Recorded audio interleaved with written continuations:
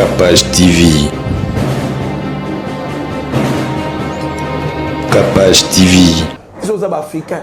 Toliano difficilement. Nous vivons difficilement. Parce que Boeli banana bombé. Conséquence na base. Na base si ba côté na bombé. Parce que moi na na bombé o lali na nganda. Ozo mande ba osakana na bu jeunesse na ba osakana nzoto na yo.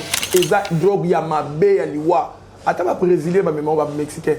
On bazo lia 3 fois 4 fois. Mais moi na famille bazo lia bien té bazo mina biloko na bombé. Pour moi, je vous déconseille ça. Maman, comment teninga oya lamuka. Na évité parce que na gouvernement ça mal konde lamuka moza na kati. Ya on a évité baza lamuka ya likolo ndambu, lamuka likolo mususu wana. Parce que quand on s'est dit opposant, il faut na makamuna union sur la politique ozala à l'écart na gouvernement. Moi qui bokonzi maman, qui bokonzi et outra na Nzambe. Ah oui. Jamais ndoko koma mokonte na lola baye batel kota. ONG Avenir pour tous APT en sigle. Nous vous présentons le service de nos boutiques online. Nous avons une boutique aide alimentaire et une autre boutique Easy Cash Turquie prix de gros. Dans notre boutique Easy Cash Turquie prix de gros, nous vous donnons la possibilité de faire vos commandes en ligne. Nous fonctionnons avec beaucoup de boutiques qui vendent des habits en Turquie au prix de gros. C'est pour vous faciliter de faire vos commandes au niveau de Turquie au prix de gros. Ça ne sert à rien de prendre le visa pour aller acheter les habits en Turquie. Vous pouvez donc commander à partir de notre boutique Easy Cash partout où vous y serez et ce sera le même prix et dans peu de temps vous recevrez votre commande.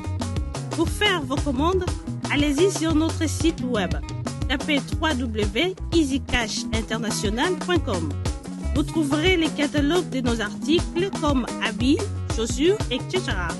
Et tout ce dont vous avez besoin. Ensuite, vous pouvez nous contacter à partir de nos coordonnées. Pour la boutique aide alimentaire, vous pouvez acheter des aliments pour vos familles à Kinshasa. Et l'ONG Avenir pour tous effectuera la livraison à domicile, sans condition et en toute sécurité, partout dans la ville de Kinshasa. Pour passer la commande de provisions pour vos familles, tapez www.avenirpourtouscongo.com. Vous trouverez toutes sortes d'aliments qu'on vend à Kinshasa, comme poulet, riz, farine de maïs, huile, etc. Faites votre choix d'aliments, ensuite passez au paiement. Utilisez votre carte de début ou Mastercard ou encore PayPal. Au moment de paiement, mettez l'adresse du bénéficiaire du colis à Kinshasa ou en Angola. Vous allez recevoir une notification de votre commande par votre courriel électronique. L'Avenir pour tous effectuera la livraison au dit endroit. Vous pouvez aussi envoyer de l'argent pour vos familles, vos proches, ainsi que les orphelins, en Angola ou en RDC. Pour tous vos transferts d'argent ainsi que les donations, veuillez visiter notre site web. Tapez www.avenirpourtouscongo.org. Vous trouverez une note technique qui vous permettra de créer un compte pour faire vos transferts d'argent ainsi que les donations. Et bien voilà, Turquie nakati ya Kinshasa, solution ya Congolais et Mounani. Nakati ya Avenir pour tous. Ou la Easy Cash. Mais bino, ba même prix des gros ya Turquie et ça les awa. Pas besoin de billets, non plus de visa.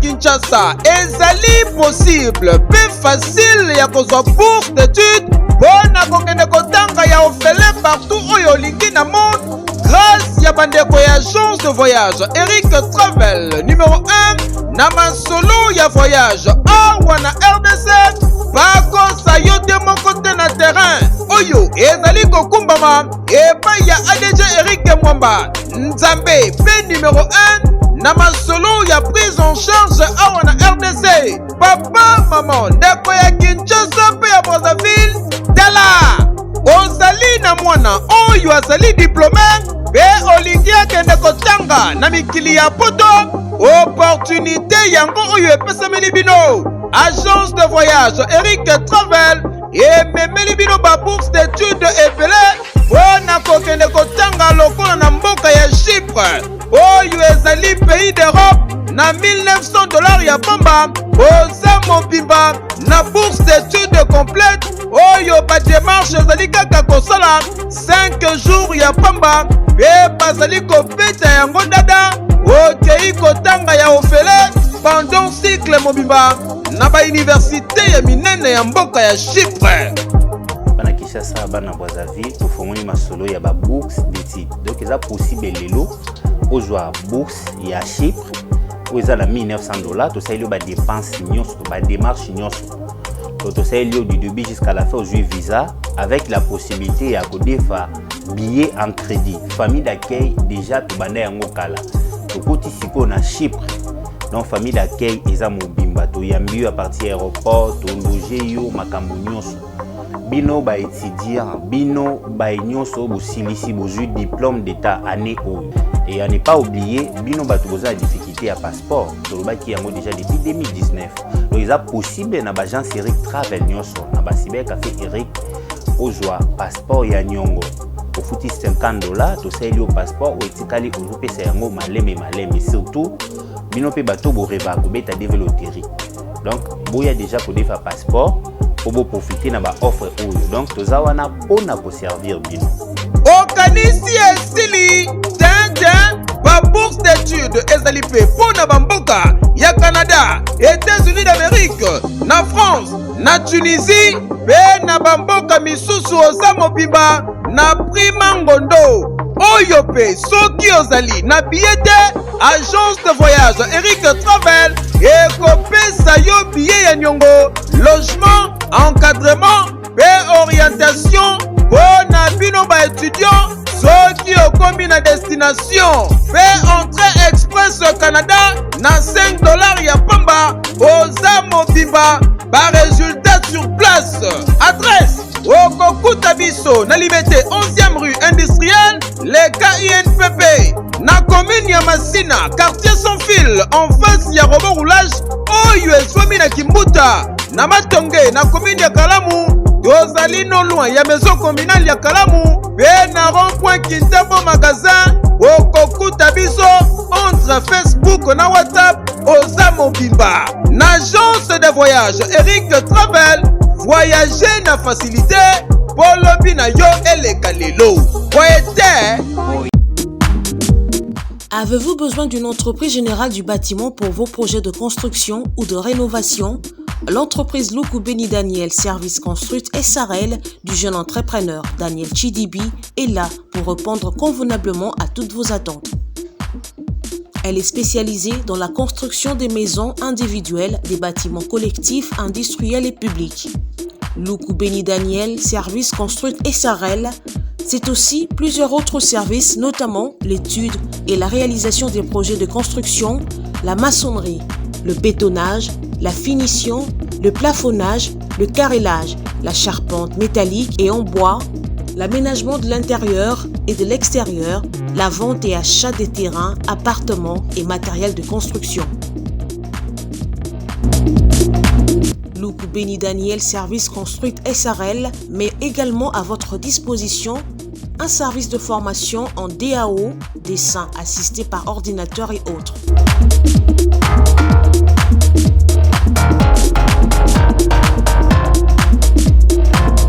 Installé à Kinshasa, au sein de l'immeuble Beautour, local 33, commune de Lagombe. Écrivez-nous à l'adresse email danielchidibi@gmail.com ou appelez-nous au +243 85 12 52 330. Luku Beni Daniel Service Construite SARL, une nouvelle génération des professionnels du bâtiment à votre écoute. Capache Télévision, bonjour et bienvenue à tous nos abonnés. Merci Nabi Nyon Sobozana pour Nabi Sobo soutenir Miso. De loin ou de près, Tozana Pepo Nabi, en tout cas, côté Maliboso, ou na poste télévision, parce que le Ebi Keboza force Nabiso, en tout cas. Abonné Nabiso, bateau de Santa Nabiso, Boza force Nabiso, Bozo et Debiso, Tokene de l'avant par rapport, il y a vu, il y a partage, il y a commentaire, et puis il y a j'aime Nabi, pardon. Je suis Martinez dans la présentation de cette émission. Léona Mbelbino, encore une fois. Papi Kabe, l'analyste politique, parce que Makambolo, moi. il faut te jouer c'est que l'actualité mon besoin il faut te développer Papi Kabea bonne santé. Merci maman santé za bien na ngolo nzambe na sepeli mingi na capacité de télévision parce que eza chaîne moi en tout cas balandaka émission ba internaute balanda na mingi ba ebiki avec Kapashi TV il y a la confiance il y a la sécurité mais tout ça il faut beau s'abonner. Il faut na beau s'abonner on eza maloba mkubwa bolanda et puis bino bato botala Kapashi télévision na beau s'abonner place wa komi s'abonner on cliquer et puis cloche à notification et à chaque fois que to bando poster ba vidéo na biso et bando comme na bino Papi Kabea phénomène bombé na Kinshasa. Et comme il a tout comprendre, c'est comme il y a une vidéo qui a bombé. Merci beaucoup, maman. Maman, je me dis pour la question. Les temps et les mœurs. Ceux qui peuvent comprendre les temps et les mœurs, je vais aller au Bakansi qui est Bamout Basso Bandavi. Ok, vie où il y a bombé, il y a bombé.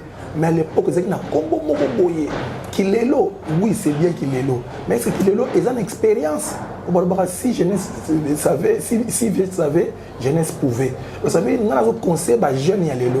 C'est pas quand vous êtes désespéré, c'est pas parce que vous avez la médiocrité, c'est pas parce que vous avez la pauvreté. Donc il faut se donner na kuitia mukuse. Mais lobby conséquence il y a kuitia mukuse. Vous avez un film à bateau, badrogueté. Désintoxication.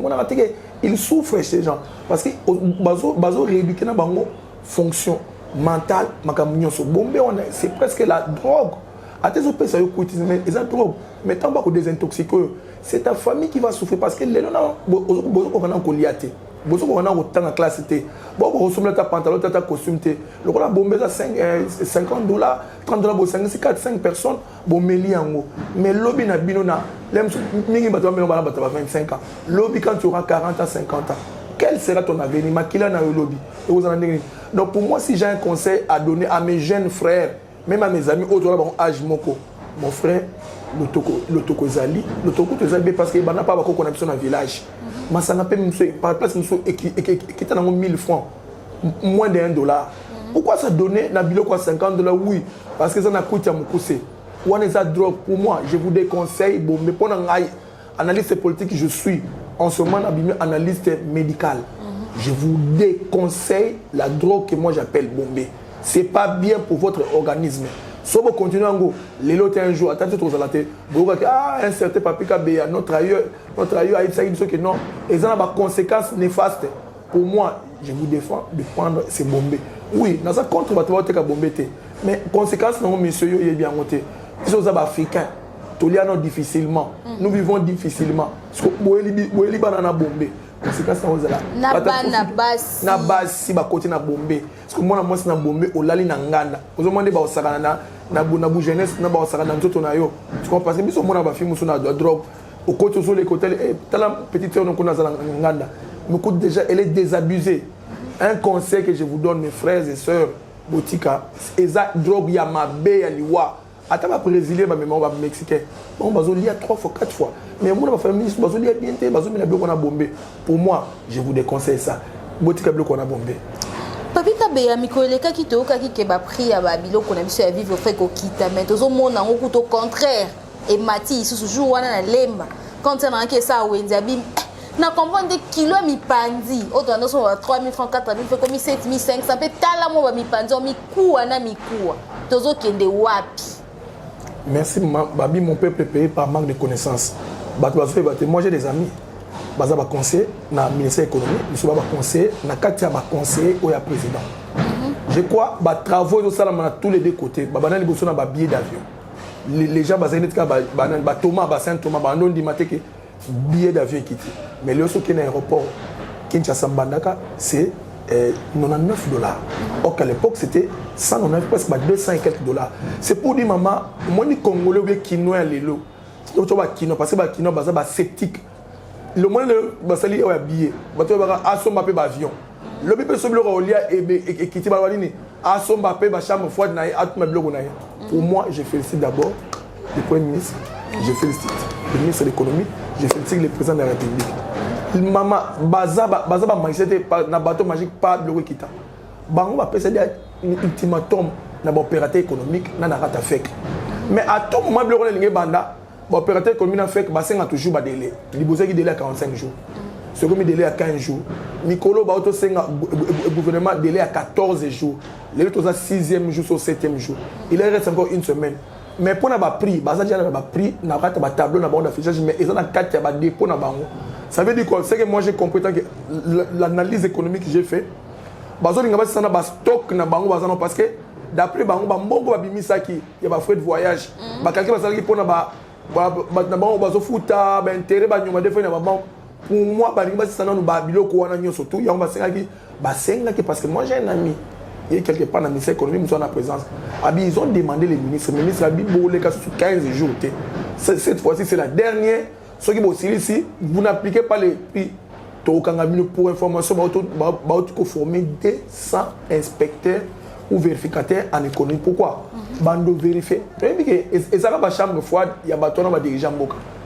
Bazo va Libanais, Bazo va Pakistanais, Bandé, est-ce que comment il y a un Libanda, ou une voiture, au pesi mon prix oya bango ba koti na gris na voiture à gris ba koti biloko ba balu ici en ba koti les motos ba lingi sote ba to kota kati mes frères et sœurs étrangers les expatriés que vous êtes au bo sala pona ba comme ba politiciens congolais na osenga na bino bo la surprise cette fois-ci ce qui délai na o ba pesi bino gouvernement koki ba inspecteur wana ba roya tamba kota boboya ba vous obliger ba gérer bete ba sceller ba chambre froide na bino monter que ça sera honteux ba il y a 20 à 30 ans tu évoluais bien, mais le bas c'est long parce que les mesures aussi essaient d'imiter. Sur le contrôle T, au ligne va vérifier, tu ne vas plus commencer à voyager facilement avec Babilo Konayo, on appelle ça licence d'importation. Parce que quand vous allez acheter, quand vous revenez, et puis quitter les binots TVA, qui était de 16% et commune à 8%, c'est quand même quelque chose de bien. Le pourcentage de il y a expatriés, le pourcentage de il y a commerçants, l'économie. Et quand même cette bonne foi d'aider les peuples congolais. Moi, je ne sais pas si je vais chausser les présidents de Zabino. Parce que les présidents de Abibo sont là, Bobanda. Est-ce que Biloko est quitté? Mais si on a la chambre froide, madame la journaliste, c'est ça, la chambre froide, il y a Bango, il y a un régime passé, il y a des Indiens, des Pakistanais, des Libanais. Mais en réalité, le président a réussi. Mais Chizengo, cette fois-ci, ou rien, ça va pris parce que les Congo. Au Congo, il y a un président, c'est le chef de l'État, Félix Antoine Tshisekedi, à lobby Yango et Salama. So limité, quel Congo est aux des Congo, quel est imposé que ça la kuna. Mais au Congo, le roi mandat 5 insécurité, il faut bouillir comme un chef de l'État Zoroba. Nous avons 5 ans la population. Oui, vous la mentez. Quand le président abandonne le baquet, il faut un système de déboulonnage. Déboulonnage, ça veut dire quoi? Il y a un système qui a été mis à l'époque. Donc, après, il y a un régime et qui t'a caté. Le faute, c'est lui, Yawana, soit il y a des systèmes qui ont déboulonné à souffrir. Parce que nous avons bien. Tous ces chambres froides, toutes ces alimentations, sont allés bien. Planter, expatriés. Mais en réalité, c'est le battu à régime passé. Donc pour moi, le président Félix a réussi. Mais avec le système au ministère, il y a l'économie entière. Et les premiers et les chefs du gouvernement, dans 8 ou une semaine, vous sentez qu'il bloque quitter. Bon, on est approximatif. Mais bon, le 15 septembre ou le 10 septembre, il bloque quitter. Mais Congolais qui nous sont sceptiques, il y a avion qui dit, oh, assomme avion. Tant bloqué quitter, assomme ma chambre froide, assomme bloqué. Au fait, vous voulez une chose et son contraire. Mais pour moi, j'ai fait d'abord parce que depuis 27 à 30 ans, le ministre Baleka combien mon ami à la télévision oh non c'est une première attends on est ça la matin bazo préparer bazo baliser au en français balisage bazo baliser terrain pour qu'à la longue Congolais à la l'aise président Fachi Aza Moïse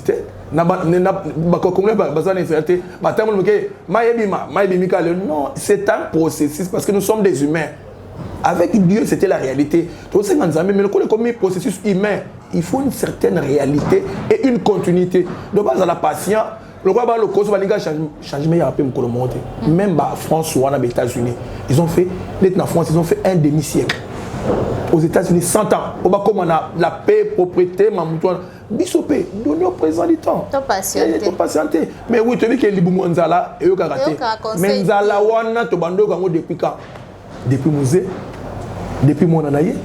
Si on est continuité. Donc vous en avez patience. Oh bisoto liaté. Bon depuis tant au botama. Au bando liané. tous les blocs au parce que yo wando liate. Donc attendez, les changements arriveront lentement et sûrement. Merci beaucoup Papi Kabe. Le message est passé. Baba Kyungu.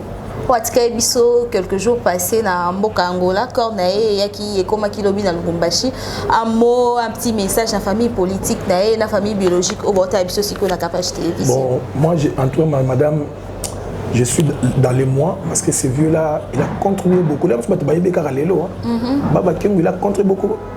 À l'époque du grand maître, Bakombata Baby Moutouno, grand maître, le grand maître avec le vieux, les 13 parlementaires à l'époque. Baba Kyungu a nakati bato ba ibili histoire te baki ye na pa ba ebele lelo batelaka ka 2 ya autokufa parlementaire quelqu'un moko. Donc c'est pour vous dire lelo oya koyi wana c'est une icône batebele oui makama bilulu c'est le cas à l'époque yem taloba ki on a kina ki basa maliba mais ils ont demandé pour awa comme un tribalisme oh non mon bino basala bino mabe biso tout ça ma tribalisme était Bisso, il avait demandé pardon à l'époque, mais Makambo Bakyungu a été na Sima, na papa Etienne, na élection 2011, Mambo Asala a été na président Fachi, qui a intégré l'Union Sacrée, et bien qu'on peut s'accéder na l'Union Sacrée à Lubumbashi. Donc, vous savez que Lubumbashi, tout ça. Mais le comment aspect, il y a Fachi, comment le président a été accueilli à Kolwezi la fois passée, n'a pas investisseur. Donc, pour moi, Baba Kyungu, mes condoléances d'abord, famille politique, famille biologique en tout cas, et de la patience. Et saisissez-vous, parce que ce n'est pas la fin de la vie. Pour lui, il est parti se reposer. Mais ce n'est pas la fin de la vie politique, ou bien du carrière de Baba Kyungu, parce qu'il a ses enfants, il a ses amis, il a ses proches, il a son parti, il a sa vie, que des gens vont faire la continuité. Donc pour moi, je m'incline encore une fois pour dire que Makambo met de deux. Bato bazo mela ba champagne to monde ba réseaux sociaux anakufa akei papa liweza biso nyonso ya kufi au moins na otozo yoka soit chele que so poison so kwa na Angola e bon yo o yizele mso okufa bakati yo mutu o yibele mso okufa ba panjo libumu. Donc faut pas chanter la victoire avant la fin des choses parce que les ordinateurs ne bazo bomba bitu na bino ordinateur américain ezali et ko démasquer bino et bimisi domina bino et puis so ba yibi bino to za régime na ye. Il y a qui mais régime, ils ont régime, ils ont respecté Baba Kyungu. Donc, biso to zoto bité qui pas on sebno mabe, mais au CP là, on ne fait pas la fête pendant que chez les voisins, il y a et ça brûle. Baba Kyungu dans Lubumbashi, c'était charisme, il y a papa Etienne Tshisekedi, ngaza petit frère na awasala kuna na DGDP. Mais vous dites que quand Baba Kyungu sortait, quand il dit un mot, il y a un mot de salama. Mais ba idole les deux basa qui fait tant papa Etienne akufaki ba sabla ki ba champagne na sa fiesta ba sabla ki ba champagne na rotana nzamba za na plan B bino bozali na plan A bo sabla ba champagne mais keba nzamba ko bimisa Fatim susu ya kuna wa Lubumbashi a régner pe akangi Lubumbashi bolali na rai bato ba yebete le président Fatim za la président Congo on a qui plan A papa Etienne akufi ba sepeli le mort mutazate nzambe et les maîtres de temps et de circonstances in memoriam à Papa Kyungu, sa famille politique et biologique. Ressaisissez-vous, Bokende, ce n'est pas la fin du monde, mais c'est la fin de quelqu'un, un papa, et puis il était aussi âgé. Il faut te comprendre. Les Arabes africaines, tous les cas, 80, 90, 100 ans, donc, paix à son âme, la famille continue, mais je suis très aimé. Parce que on a un baoba,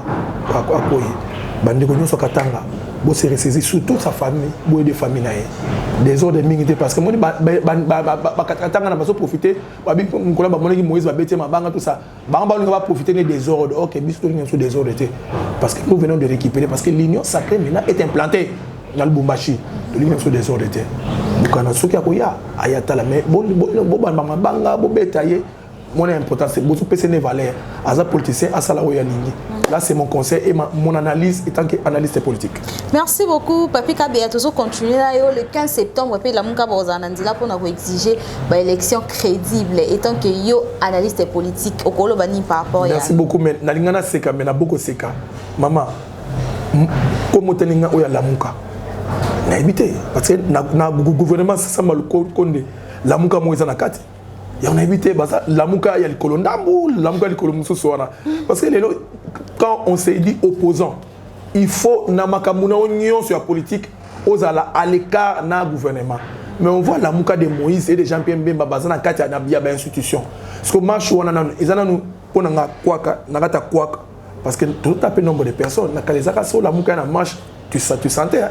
Tu sentais que batoya ba auto ça marche modernement ou ba qui n'a pas du peuple ko revendiquer élection ou liboso na éviter tout le monde qui 100 personnes oui ko ganga c'est bien mais to zape na kona covid il y a pas que surtout covid et manda aza la paix responsable muto ozo te osenga ba marche mais autres opimile marcher à ça marche mais aza paix responsable mais dis-moi peuple ba yo kan de oyasika pour nyonso assez épuisa élection batu na bon moya seni bazaki na batu ya décidé o baza ba député bazaki na kati ya salle ceux qui posent ya on ça bango avant bima opposant faut la quantité ya ba député parce que ba décision est selon le nombre de qui sont pour qui sont contre mais bino ça na mutu moko sur deux personnes non c'est eux qui sont pour qui sont contre oui tu peux bien marcher en France on dit les chiens aboient la caravane passe papa nous on peut mais l'autre so boyande mingi na kati ba marche na tout ça ba kuluna on a des brigades de voleurs ba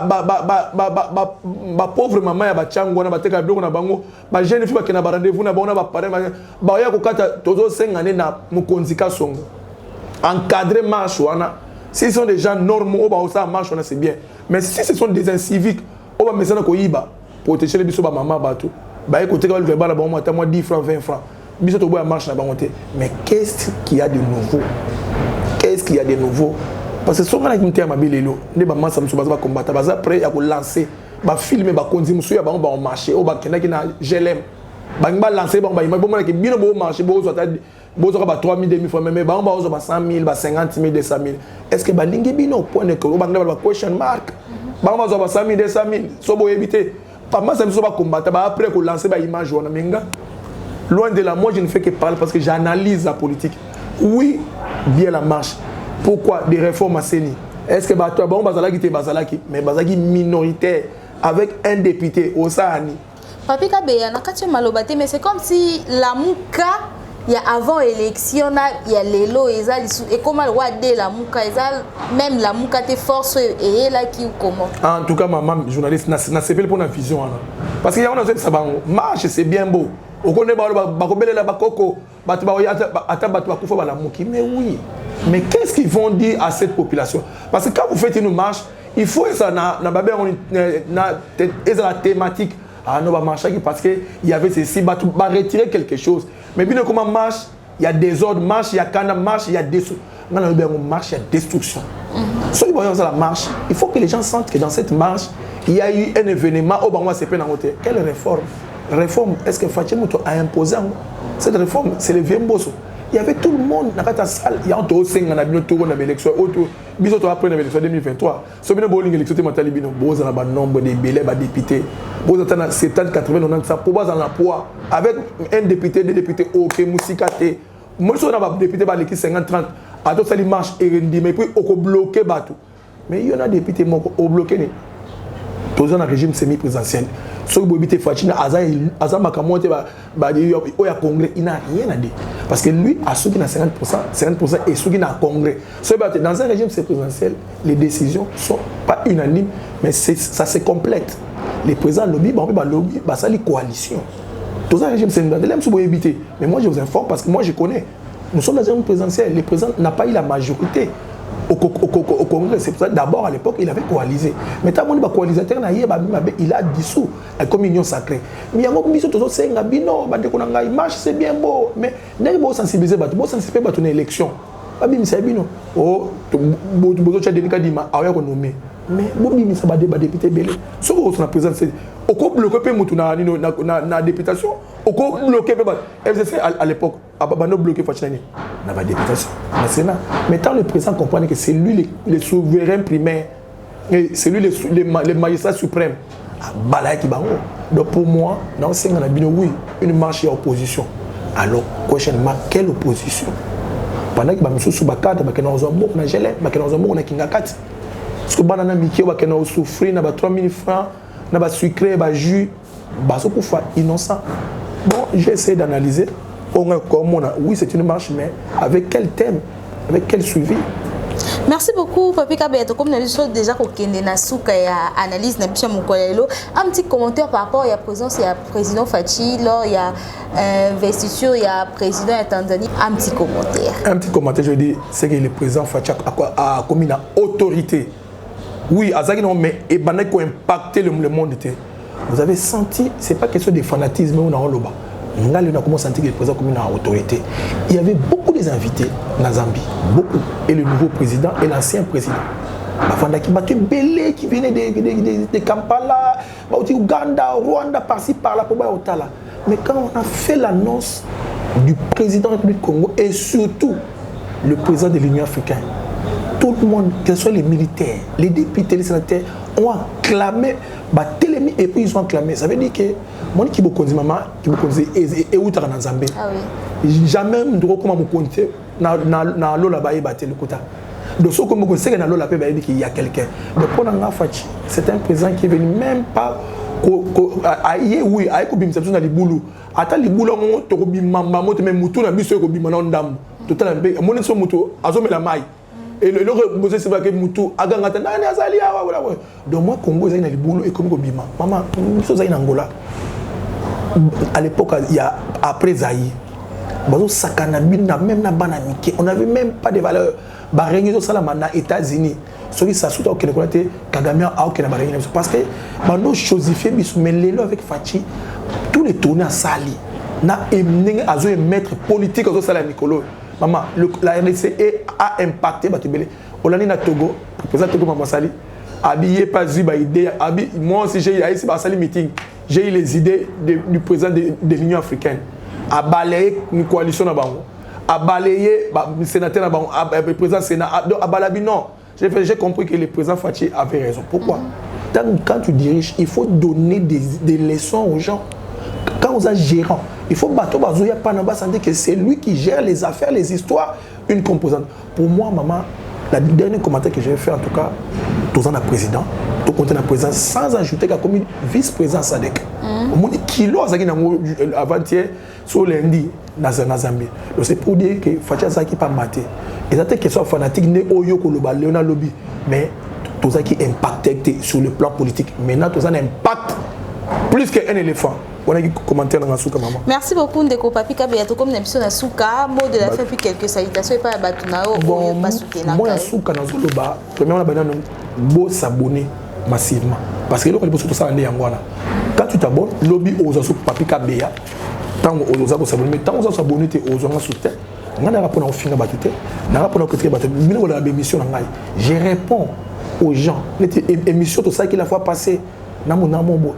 Tous les émissions, bien au ma question, mais lui commence à critique pour pourquoi tu as parlé comme ça?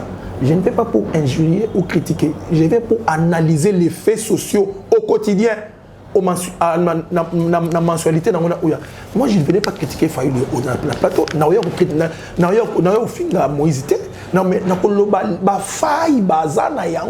Parce que c'est mon boulot.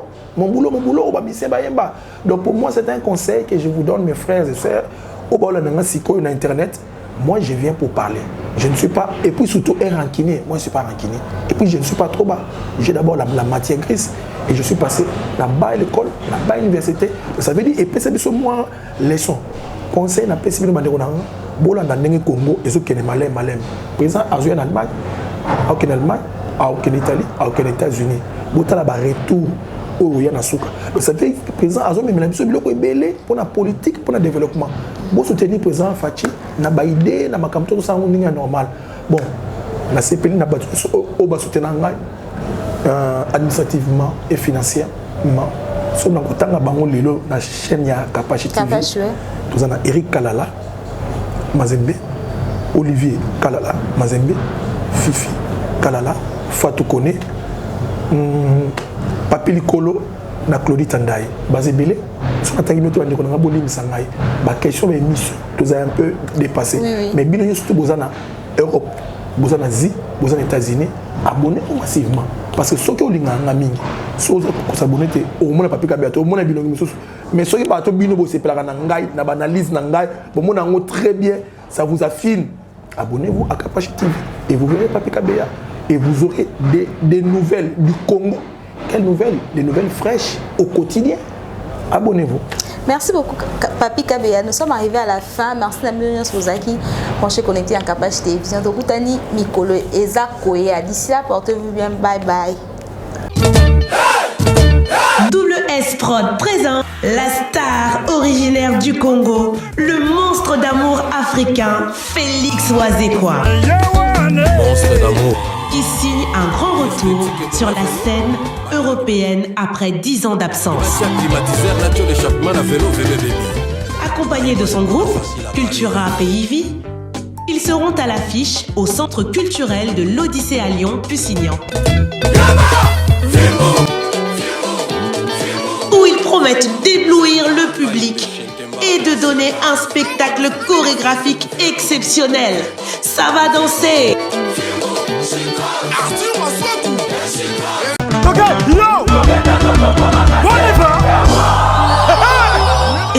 Événement. WS Prod présente le maestro Fabregas, le Métis Noir. Livrera pour la première fois en Europe un grand concert le samedi 13 novembre 2021 à la salle prestigieuse du Double Mixte à Lyon, Villeurbanne. Accompagné de son groupe Villanova, il promet un spectacle immense. Mon général Kassongo, mon colonel, mon pépé. Les vents.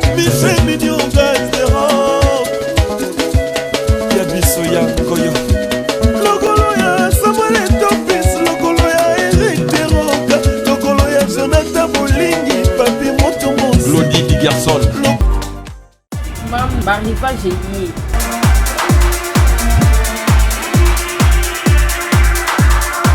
Maman Zala Bopedo, moi la paix à Zala la Bopedo. Tout est 2021, ba âge mignon sur la maman lié. Ba basket, ba sondage, des 0 à 10. Pour ça, on a le bango, boya. Ah, on a mam mignon sur Ezali.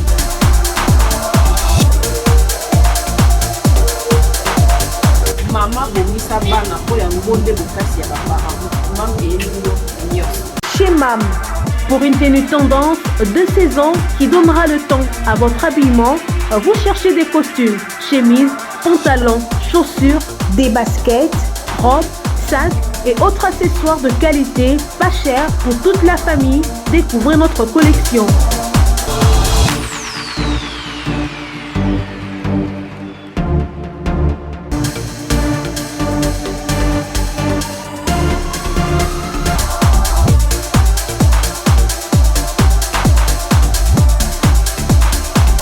Notre adresse, avenue Kassavoubou, à Rekwado dans la commune de Ngaliema.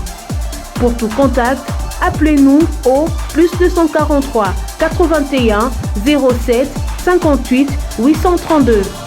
+243 99 25 124. Oredeso commercial Kinshasa. Oredeso est un complexe commercial qui dispose pour vous d'un flat hôtel ou mieux un sanctuaire tranquille, élégant et luxueux avec des chambres tout équipées où vous pouvez vous offrir un séjour confortable et relaxant.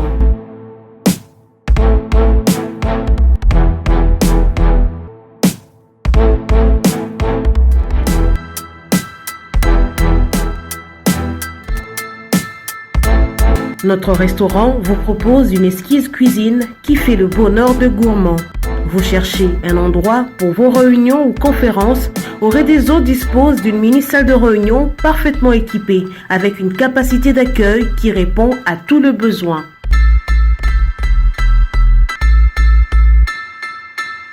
Oredeso Commercial Kinshasa, c'est aussi une boutique de vêtements sur mesure au prix du prêt-à-porter pour une élégance sans compromis.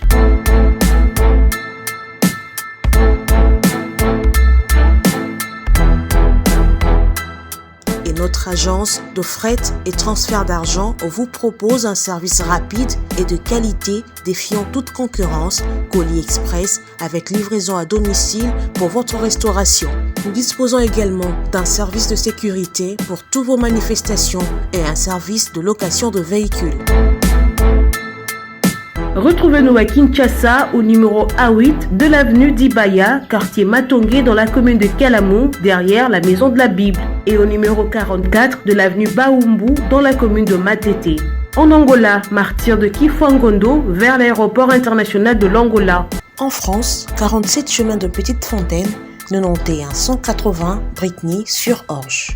Au réseau commercial Kinshasa, au service de tous. Capage TV. Capage TV.